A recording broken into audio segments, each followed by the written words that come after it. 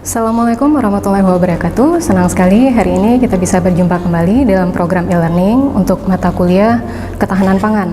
Nah, pada pertemuan hari ini kita akan coba membahas sedikit mengenai diversifikasi pangan dan ekonomi pangan. Nah, di sini kita mulai dari pengertian diversifikasi pangan. Nah, diversifikasi pangan di sini diartikan adalah upaya menyediakan dan mengkonsumsi pangan dengan menu yang beraneka ragam dan bervariasi.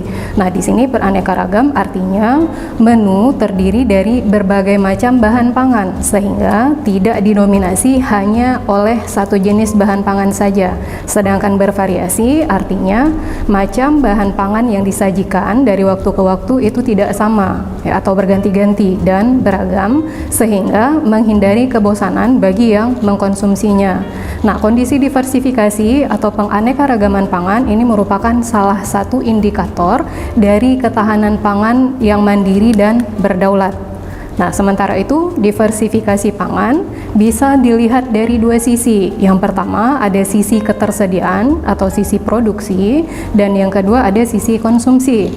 Dari sisi ketersediaan, diversifikasi pangan akan mendistribusikan beban penyediaan bahan pangan, di mana beban ini dibagi merata pada berbagai jenis bahan pangan. Jadi sehingga beban ketersediaan itu tidak hanya bertumpu pada salah satu jenis bahan pangan saja. Diversifikasi pangan yang baik akan menurunkan risiko suatu negara terjebak dan tergantung pada salah satu jenis bahan pangan saja. Misalnya, saat ini menu pangan di Indonesia itu masih sangat didominasi oleh beras, sehingga sedikit saja gangguan pada ketersediaan beras ini akan berakibat besar pada sistem pangan nasional. Saat ini ketergantungan Indonesia pada beras sedemikian tingginya, di mana angka konsumsinya itu berkisar antara 113 sampai 139 kg per kapita per tahunnya. Nah, tingkat ketergantungan yang tinggi ini menuntut tingkat produksi yang tinggi pula. Sementara adanya gangguan pada sistem produksi, misalnya ancaman kekeringan, banjir, serangan hama, dan lain-lain, akan berakibat buruk pada sistem pangan nasional. Selain itu, jika sistem produksi pangan dalam negeri tidak mampu memenuhi kebutuhan karena ada ketergantungan pada beras, maka pemerintah biasanya memutuskan untuk mengimpor, yang artinya justru akan mengancam kemandirian dan kedaulatan pangan. Nah, selain untuk mengurangi ketergantungan pada beras, diversifikasi pangan juga ditujukan untuk menggali potensi-potensi pangan lain yang menjadi sumber kekayaan kita. Jadi ketergantungan pada beras seperti saat ini itu telah menyebabkan kita lalai terhadap bahan pangan lain seperti misalnya umbi-umbian. Kemudian ada sagu serta aneka biji-bijian dan kacang yang kaya protein. Ya, jadi di sini diversifikasi pangan juga penting dilakukan agar suatu bangsa dapat menggali dan mengembangkan kekayaan alamnya dengan bijaksana. Nah, sementara itu diversifikasi dari sisi konsumsi, ya, ini diversifikasi pangan akan berpotensi untuk memperbaiki status gizi masyarakat menjadi lebih baik. Nah, kebutuhan gizi setiap individu pada dasarnya itu tidak mungkin akan terpenuhi dengan baik jika menu pangannya tidak beragam. Ya, jadi tidak ada satu jenis bahan pangan di dunia ini yang mampu memenuhi kebutuhan gizi bagi tubuh manusia untuk pertumbuhan yang optimal.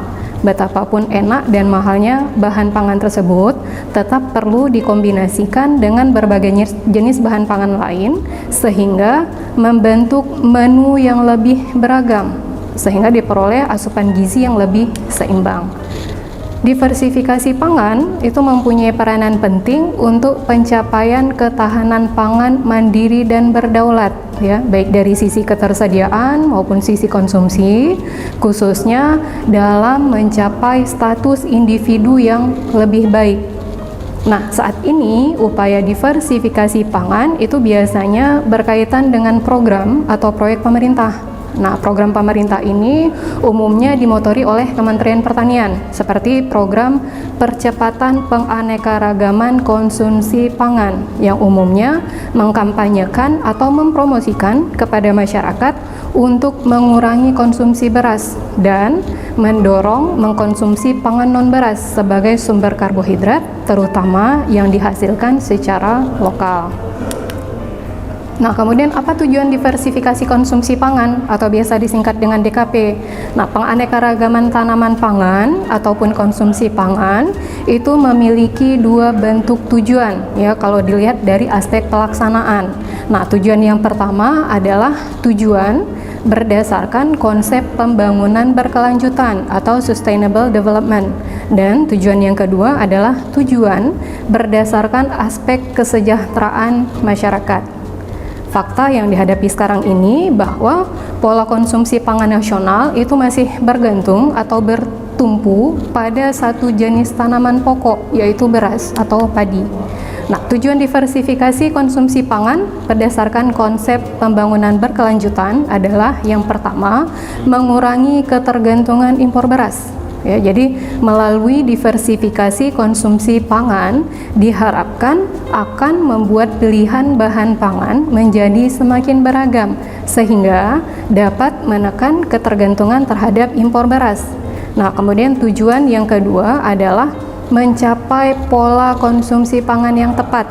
Ya, nah salah satu prinsip pokok dalam pelaksanaan diversifikasi konsumsi pangan adalah pemanfaatan atau pengoptimalan potensi lokal, baik berupa potensi tanaman lokal maupun sumber daya alam lokal. Nah, kemudian tujuan yang ketiga adalah mewujudkan pola pangan harapan. Ya, jadi di sini diversifikasi konsumsi pangan memiliki sasaran untuk memberikan nutrisi atau gizi yang memadai bagi pola konsumsi rumah tangga sehingga akan mampu untuk memenuhi pola konsumsi sehat dan bergizi di masyarakat. Kemudian tujuan yang keempat, gizi yang terjangkau oleh semua tingkat pendapatan.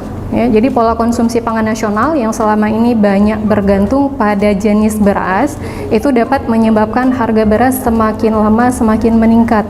Ya, akibatnya harga beras akan menjadi semakin sulit untuk dijangkau oleh semua kelompok pendapatan rumah tangga. Nah, melalui diversifikasi konsumsi pangan diharapkan rumah tangga dan kelompok pendapatan lainnya ini dapat mengalokasikan pendapatan memilih jenis komoditi pangan yang relatif lebih terjangkau. Nah, kemudian bagaimana konsep pelaksanaan diversifikasi konsumsi pangan? Jadi pelaksanaan diversifikasi konsumsi pangan itu terkait dengan perwujudan ketahanan pangan.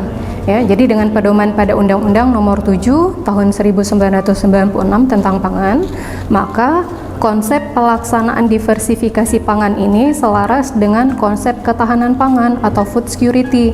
Nah, ada 3 pilar untuk mewujudkan ketahanan pangan, yaitu yang pertama adalah akses terhadap bahan pangan. Ya, ini bagaimana masyarakat, terutama rumah tangga, dalam mengakses bahan pangan. Nah, kemudian pemanfaatan bahan pangan dan stabilitas bahan pangan tersebut. Apakah bahan pangan tersebut tersedia secara berkelanjutan, ya, kemudian mudah diakses atau tidak, kemudian pemanfaatannya di masyarakat seperti apa. Nah, kemudian pelaksanaan diversifikasi konsumsi ini diharapkan akan mampu mendukung keseluruhan aspek di dalam ketahanan pangan. Jadi melalui penganekaragaman konsumsi pangan atau melalui diversifikasi pangan itu akan memberikan pilihan konsumsi sesuai dengan golongan pendapatan maupun potensi tanaman lokal atau daerah. Oke, sekian dulu pembahasan kita untuk sesi yang pertama. Kita akan kembali setelah jeda iklan berikut.